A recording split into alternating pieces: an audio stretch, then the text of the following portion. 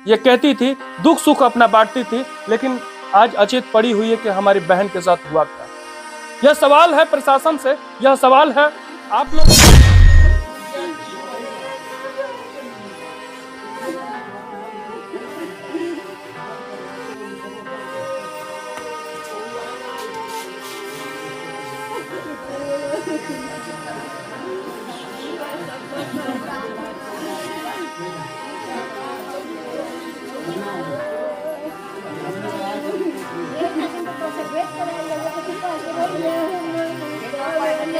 जानता कि हमारे माँ के साथ हुआ क्या।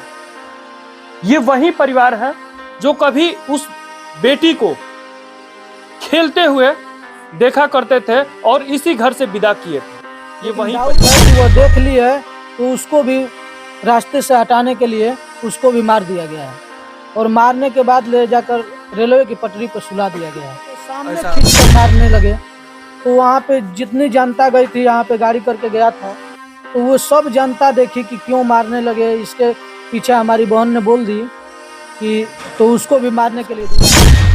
कब आपको घटना के बारे में मालूम चला? घटना के बारे में उन परियोजनों के द्वारा हमको कुछ नहीं मिला है। कब किसके द्वारा मिला? उनके जो बहनें हैं, एक हम फोन किए, खुद 11 बजे फोन किए तो वे हमको बताया कि ऐसा घटना हो गया 10 बार। नमस्कार, मैं मनीष कुमार भारद्वाज। आज मैं पहुंच चुका हूं फिर गाजीपुर, वही गाजीपुर जो लगातार अपराधियों पर नियंत्रण के लिए लगातार अपराधियों पर फायरिंग हो रही है। 2 दिन पहले एक खबर हमने दिखाया था, सोफा सेट के लिए किस तरीके से एक पत्नी को जला दिया गया। ऐसा परिवार का कहना था। भावरकोल थाने के अंतर्गत दहेज उत्पीड़न का यह मामला आया। फिर दोबारा ही आज एक पेपर की कटिंग बहुत तेजी से वायरल हो रही है। एक मां बेटी रेलवे पटरी पर मिली। मामला जानने का प्रयास किए और उस गांव में पहुंचे हैं जहां की लड़की जो मां है, यहीं की लड़की है, ये भाई हैं। पीछे उनकी जो अब नहीं रही उनकी छोटी लड़की है, जो और एक और लड़का है यहाँ पे है। इन लोगों को नहीं मालूम, ये छोटे बच्चे हैं, इन लोगों को नहीं मालूम। जो बड़ी लड़की है लगभग 14 साल की उम्र, लगभग ये बताया जा रहा है कि 14 साल उम्र है, लगभग 14 साल की थी, 10 में पढ़ने वाली छात्रा। इस तरीके से उनके साथ घटनाएं हुई माँ बेटी के साथ। ये सोचने वाली बात है कि क्या दहेज का मामला है कि क्या मामला है। इसी मामले को हम जानने के लिए यहाँ पर आए हैं। ये अभागे भाई हैं जो पति पत्नी का जब झगड़ा हुआ तो लगातार ये बता रहे थे, ऑफ कैमरा बात हो रही थी, ये लगातार ये बता रहे थे पति पत्नी का जब झगड़ा हुआ तो हम समझाने का, उस बहन को समझाने की प्रयास करते थे, उस जीजा को समझाने का प्रयास करते थे, लेकिन फिर भी ये सोचकर चुप हो जाते थे कि कहीं ना कहीं ये पति पत्नी का झगड़ा है, हमसे बड़े हैं, हम समझाएं, और इनको चुप करा दिया जाता था। बैठे हैं, पैर में चोट लगी है लेकिन फिर भी परेशान है। क्या नाम है भैया? जी, शंभू गुप्ता। आपकी बहन रीता गुप्ता है जी। कितना साल पहले शादी हुई? लगभग 18 साल।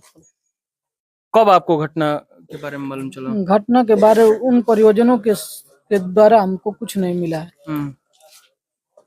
कब किसके द्वारा मिला? उनके जो बहनें हैं, एक हम फोन किए, खुद 11 बजे फोन किए तो वे हमको बताया कि ऐसा घटना हो गया। 10 बार फोन करने के बाद ये पता चला। हाँ, आए दिन पति से झगड़ा होता रहता? हाँ, बहुत मारते पीटते थे। ये बताया जा रहा था कि गांव में शादी 1 महीना पहले थी। जी। यहाँ पर शादी थी? जी हाँ। तो उस समय भी झगड़ा हुआ था? हाँ, यहाँ पे हल्दी का रस्म था, उस दिन भी बहुत मारे थे, जिसके कारण नाक फूट गया था हमारी बहन का। तो इसको भी हमसे हमारे द्वारा छिपा लिया गया कि देहादी का मामला है, कहेंगे कि इज्जत बिगाड़ रहे हैं। फिर वही काम मेहंदी के रस्म के दिन भी हुआ, इसको भी हम लोगों ने छुपा लिया। लेकिन जिस दिन जब शादी हो रहा था उस मंडप में, उसको लोगों के सामने खींचकर मारने लगे। तो वहाँ पे जितनी जनता गई थी, यहाँ पे गाड़ी करके गया था, तो वो सब जनता देखी कि क्यों मारने लगे। इसके पीछे हमारी बहन ने बोल दी कि तो उसको भी मारने के लिए धीरा दिए। आपकी छोटी बहन को? हाँ, उनको भी? हाँ। अच्छा, इस घटना के बारे में जो तमाम से जो घटनाएं निकल के सामने आ रही हैं, जब कल पेपर में हमने भी देखा, आप सुने भी हैं और गए भी थे, पोस्टमार्टम में भी नहीं हुआ है। जी क्या लग रहा है आपको इस घटना के पीछे क्या कारण? क्योंकि इससे पहले हमने लगातार ये खबर सारे लोग देख रहे हैं। अभी भांवरकुल थाना का एक सोफा सेट का मामला ये बताया जा रहा है और इससे पहले भी लगातार सोशल मीडिया पर ये चल रहा है, टीवी चैनलों पर चल रहा है, ड्रम में और किस तरीके से आपको क्या लग रहा है ये दो? ये हमको पूरी तरह से साजिश लग रही थी कि हमारी पहले बहन को मारा गया है, उसके बाद उसकी जब हत्या कर दी गई है तो हमारी जो भाईने है जो 14 वर्ष की, वो देख लिए लगता है। जैसे हमको डाउट है, कंफर्म तो हम नहीं है, लेकिन डाउट है कि वो देख ली है, तो उसको भी रास्ते से हटाने के लिए उसको भी मार दिया गया है और मारने के बाद ले जाकर रेलवे की पटरी पर सुला दिया गया है। ऐसा आपको अंदेशा लग रहा है? अंदेशा है। अभी प्रशासन पर भरोसा है? क्या लग रहा है? जी, हमको प्रशासन पे पूरी भरोसा है कि हमको न्याय दिलवाएंगे और हमको माननीय मुख्यमंत्री जी से यही निवेदन है कि हमको न्याय मिले।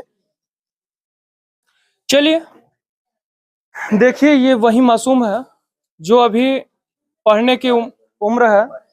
ये नहीं जानती कि हमारे माँ के साथ क्या हुआ। हल्का फुल्का सुनी है, लेकिन इसको उतना होश नहीं है कि ये वो बच्चा है, मात्र